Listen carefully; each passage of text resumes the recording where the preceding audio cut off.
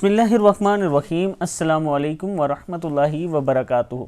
आबिद राजा channel की तरफ से आज मैं अपने दोस्तों को रसूलुल्लाह सल्लल्लाहु अलैहि वसल्लम की एक बहुत ही प्यारी हदीस सुनाऊंगा।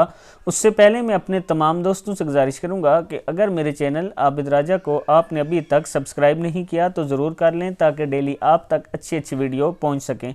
तो स्टार्ट करते हैं आज का लेसन। बिस्मिल्लाहिर्रहमानिर्रहीम। नबी अकरम सल्लल्लाहु अलैहि वसल्लम का इरशाद है, जब तुम फोत होने वाले के पास मौजूद हो तो इनकी आंखें बंद कर दिया करो, क्योंकि जब फरिश्ते रूह कब्ज़ करके वापस जाते हैं नज़रें रूह के पीछे होती हैं, और मुर्दे के पास बैठकर भली बातें कहा करो, क्योंकि घर वालों की बातों पर फरिश्ते आमीन कहते हैं। सही इब्न माजा की हदीस का ये।